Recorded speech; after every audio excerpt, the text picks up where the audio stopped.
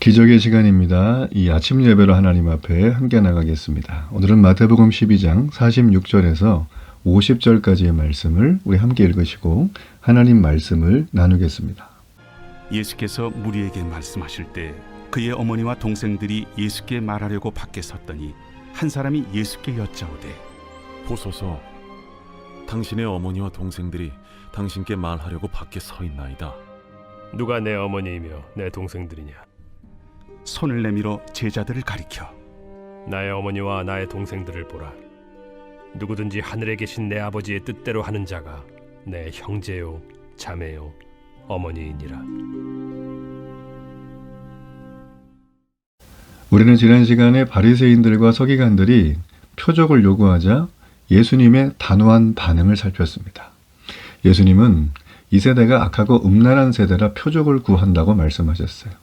즉 표적신앙은 그건 신앙이라고 말하기도 정말 아쉬울 만큼 어리석고 미련한 형태라는 거죠. 예수님께 혜택을 보고 싶은 뿐만 아니라 자신들의 어떤 호기심이나 탐구욕을 채워줄 정도의 사람으로 그런 어떤 대상으로 여기는 모습이라는 것입니다. 그래서 그들을 솔로몬에 비유하고 또 이 요나의 표적을 가지고 얘기를 하면서 그들은 오히려 이방의 니느웨와 저 북아프리카의 남방 요왕보다 구원을 받을 수 없을 것이다 라는 어떤 그런 정말 심판에 가까운 그런 경고를 해주셨어요. 여러분, 그러므로 우리가 믿음이 있나 없나를 날마다 체크업하기 위해는 게 너무나 중요하고요. 내 믿음이 살아있는가를 시험하고 확증하는 작업을 우리는 해야 된다는 것입니다. 자, 오늘 이 말씀은 예수님께서 진짜 가족은 누구인가에 대한 굉장히 중요한 말씀이에요. 예수님의 어머니와 형제 자매는 진짜 누군가라는 것입니다. 자칫 오해의 소지가 있어요. 예수님은 뭐 가족도 중요하게 여기시 않아. 뭐 이 혈연 관계조차도 예수님은 무시하시나 봐. 절대 그런 게 아닙니다. 그래서 뭐 이 대한민국의 이 제사제도를 뭐 없앤 기독교가 뭐 너무 나쁘다. 뭐 제사제도 없애는 것까지는 좋은데 왜 이렇게 불효를 하냐. 친형제자매 심지어 부모님들까지도 효를 이렇게 전혀 무시하는 행동을 하는가. 자, 이게 뭐 성경 몇 군데 본문을 가지고 그들이 보통 이렇게 크레임을 거는 건데 그 내용을 다 몰랐어서 그래요. 겉만 읽으셔가지고 그래요. 자, 오늘 그런 부분들을 좀 정리하는 시간을 갖겠습니다. 예수님께서 무리에게 말씀을 하실 때 예수님의 어머니와 동생들이 찾아왔어요. 46절에 보면. 근데 예수님이 이제 어느 집에 계실 때 이런 일이 벌어졌는데, 자, 그러면 예수님의 어머니와 그의 동생들이 찾아온 이유가 뭘까요? 이 마태복음에는 기록에 다 나와 있지 않은데 마가복음 3장 21절을 한번 보면 예수님이 자기들 생각에 미쳤다고 생각을 했기 때문이에요. 자, 왜 이렇게 생각을 했을까요? 자, 보십시오. 이 사람들은 예수님을 본 지가 지금 얼마 안 되죠. 예수님의 기적 행하심, 예수님이 병자를 고치고 죽은 자를 살리고 하는 이 모든 것들을 사실 군중들은, 무리들은, 제자들은 본 지가 얼마 안 됩니다. 그러니까 예수님이 예전에 어디서 사셨나, 누구랑 사셨나, 뭐 하셨나 이런 어떤 사전 정보가 별로 없죠. 그냥 뭐 지금 되어지는 어떤 현상과 결과를 가지고 막 아주 그냥 뭐 이렇게 좀 열광하는 그런 분위기잖아요. 그렇죠? 근데 예수님의 가족들은 예수님의 어릴 때 모습을 알아요. 성장 과정을 알고 뭐 또 이 살아오신 여러 가지 인생의 스토리 30년간의 내용을 다 알고 있잖아요. 그리고 그의 어머니 마리아는 우리가 마태복음 살폈지만 그의 마음 속에 예수님이 행하셨던 하나님의 아들이심을, 메시아이심에 대해서 몇 가지 어떤 상황들이 연출이 될 때 그의 어머니는 마음의 심중에 두고 있었던 상태예요. 아마 그의 형제들도 뭐 구체적인 어떤 대화를 했는지 모르겠지만 아무래도 우리 형이 좀 다르긴 다르다. 뭐 어떤 그런 어떤 생각을 하지 않았을까라는 생각을 해보게 됩니다. 자, 그런데 오늘 이제 이 가족들이 찾아와서 이 마가복음에 기록된 것처럼 아니 우리 형이 미쳤다. 아니 어떻게 이러고 돌아다닐 수 있냐. 아니, 유대인들한테 저렇게 반감을 사면 어떻게 되냐. 심지어는 종교 지도자들한테 배척을 당하고 거부를 당하고 저러다가 정말 큰일 나는 거 아니냐. 어떤 그런 염려하는 마음, 안타까운 마음, 또 바르게 진짜 말하는 것인가에 대한 어떤 두려움들, 뭐 이런 것들이 혼재된 상태로 왔을 것이다 생각이 됩니다. 자, 우리 여기 보면 정말 중요한 것은 누가 내 어머니며 내 동생들이냐라고 반문하시는 대목이에요. 저 문 밖에 지금 어머니랑 형제들이 왔는데 지금 예수님 좀 만나셔야 되지 않겠습니까? 하실 말씀이 있다는데. 자, 그랬더니 이런 얘기를 하세요. 진정한 가족이 누구인가에 대해서 49절에 얘기하십니다. 자, 손을 내밀어 제자들을 가리켜 이르시되 나의 어머니와 나의 동생들을 보라 하면서 50절 누구든지 하늘에 계신 내 아버지의 뜻대로 하는 자가 내 형제요 자매요 어머니다 라고 하셨어요. 자, 이게 무슨 말씀이겠습니까? 지금 이제 예수님께서 이 하늘에 계신 아버지의 뜻대로 하는 자라는 것이 좀 주목해야 됩니다. 근데 이제 이게 누굴까? 바로 제자들이에요. 지금 제자들을 가리켜 말씀하셨다고 49절에 손 내밀어 얘기를 하셨다고 말씀을 하고 있죠. 네. 자, 이 마가복음하고 요걸 두 개를 놓고 비교를 해보면 제자들을 강조하는 말이 이 마태복음에만 나옵니다. 그러니까 예수님을 따르는 제자들이 하나님의 뜻을 행하는 자. 자, 이들은 예수님의 진정한 가족이라는 거예요. 영적인 가족이라는 거죠. 제자들은 예수님의 부르심을 받았을 때 우리 마태복음 4장에 살폈죠. 그들의 일과 소유와 가족들을 버리고 예수님을 따랐어요. 예수님은 그때부터 제자의 길, 제자의 도를 말씀해 주셨는데 이 제자의 길에 오려면 너의 소유와 가족을 남겨둔 채 하나님 나라를 전하고 병자를 고치고 귀신을 쫓아내는 어떻게 보면 매우 급진적인 모습이 뒤따릅니다. 자, 이러한 제자들의 모습이 우리가 복음서를 보면 여러 군데 이렇게 드러나 있는 게 보입니다. 제자들에게 주신 가르침, 굉장히 무겁죠. 그리고 굉장히 급진적이고 이게 누구나 할 수 있을까? 아니 교회 다니면 뭐 돈도 벌지 말아야 되고 가족도 챙기지 말아야 되고 어떻게 이렇게 살아야 돼? 이게 무슨 뭐 광신도 집단인가? 라고 이제 오해할 만한 어떤 내용들이에요, 사실은.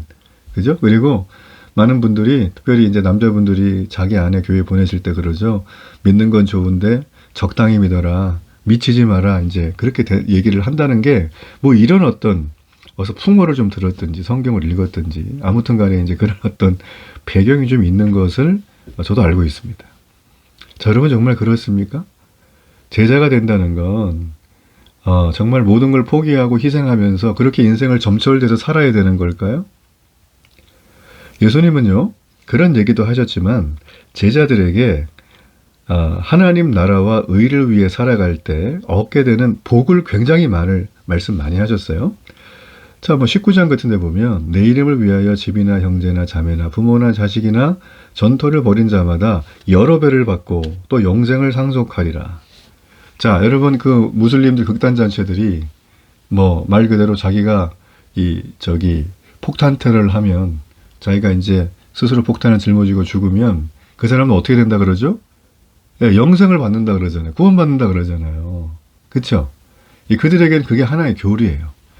절대 성경은 그런 거 주장하지 않습니다. 그런 내용도 없고. 그건 뭐 이슬람에서 하는 소리겠죠. 예.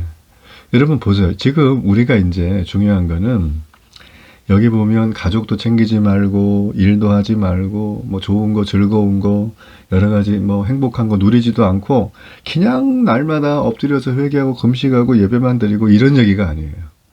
자, 무슨 얘기입니까? 우리가요. 지금 내 눈에 보여 있는 소위 말하면 내 소유라든지 내 가족이라든지 이런 것들에 집중하고 살면 주님을 바라보는 눈이 흐려진다는 거예요. 자, 여러분 우리가 하루를 살 때 우리의 마음이 온전하게 집중하고 내가 원하는 걸 몰입하는 시간이 얼마나 되십니까? 별로 없을걸요. 여러분 그것도 잘 안 되죠.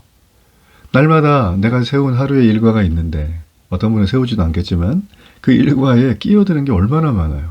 급한 전화가 오고 만나야 될 사람이 있고 집에 퇴근하고 왔는데 또 하나의 직장이지 뭐 출근해가지고 또 밥하고 빨래하고 청소하고 뭐 애들 돌보고 아니면 뭐 여러 가지 뭐에 좀 끌려다니고 그러면 이제 파김치가 되는 거예요. 자, 이렇게 하루 이틀 뭐 사흘 일주일을 보낸다고 생각을 해보십시오. 그러면 여러분이 예수님의 제자의 길을 간다라고 할 만큼 좀 이렇게 뿌듯한 어떤 일주일을 보내신 게 맞나요? 그러니까 우리가 현대인들이 날마다 여기에 자기도 모르게 이제 끌려가요. 하루 이틀 정도는 그래 내가 주일 받은 은혜의 말씀을 내가 지키고 살아야 되겠지라고 생각을 한다는 거죠. 근데 세상이 은혜 받은 날은 훨씬 더 우리를 많이 괴롭힙니다. 그게 영적인 어떤 흐름이에요. 그러니까 사탄이 우리를 무너뜨리는 방식이거든요. 그러니까 제자의 길을 간다는 건 그냥 우리의 의지와 결단으로 갈 수 있는 게 아니에요. 네. 그래서 우리가 뭐가 필요합니까? 하나님의 은혜 앞에 머물러야 돼. 그분의 품에 들어가야 되는 거죠. 그럴 때 주님께서 우리가 급한 일이 끼어오고 일도 많아지고 퇴근 시간도 늦고 집에 와서도 또 뭔가 일을 하다가 겨우 그냥 침대에 누워서 뻗어버리는 그런 일들이 있더라도 하나님은 그 안에 우리가 날마다 예수님의 제자의 성품과 신앙의 삶으로 변화될 수 있도록 이끌어 가시는 거예요. 그 차이인 거예요. 예. 다들 그렇게 정신없이 사는 것 같지만 예수님의 제자의 삶을 살겠다 마음의 결단을 하고 내 의지의 연약함을 주님께 요청하며 하나님 도와주세요 기도하고 눈에 보이든 보이지 않든 그분의 인도하심을 따라가는 그 삶을 살아가는 것, 그게 바로 제자의 길을 걸어가는 거예요. 예수님은 진짜 나의 형제요 어머니요 자매가 참 가족이 바로 그런 제자들을 말하는 거예요. 이해가 되십니까? 예. 하던 거 다 버리고 교회 가가지고 먹고 자면서 교회 숙식하는 사람, 그런 사람 말하는 게 아니에요. 예수님의 진정한 가족은 바로 그런 사람이라는 거예요. 이해되시죠? 그러니까 우리의 삶은, 우리의 이 복음이 내 삶 속에 드러나야 합니다. 어떻게 드러나야 돼요, 목사님? 저도 잘 몰라요. 성경에 근데 많은 케이스들이 있어요. 그걸 많이 연구하고 보면서 우리가 날마다 큐티하면서 그 내용 속에서 주님 주시는 은혜들을 건져낼 필요가 있어요. 자, 오늘날 우리는 이 예수님의 제자의 길을 문자적으로는 실천할 수 없겠지만 이 개인주의가 너무나 극단으로 치닫는 이 사회 속에 가족의 경계를 넘어서 외로운 영혼들을 품에 안을 수 있는 좀 폭넓은 가족의 새로운 사상들이 필요해요. 그럴 때 우리는 우리의 가정도 하나님께 주시는 더욱 기쁨과 은혜와 믿음이 건강하게 세워질 수가 있습니다. 믿고 따르는 자에게는 여러 배를 받고 영생을 상속받을 것입니다. 여러분, 이런 은혜를 여러분이 누리며 사는 복된 인생이 되기를 바랍니다. 결단의 기도를 드립니다. 살아계신 하나님, 오늘도 진정한 예수님의 참된 가족으로 살게 해 주옵소서. 예수님의 이름으로 기도합니다. 아멘.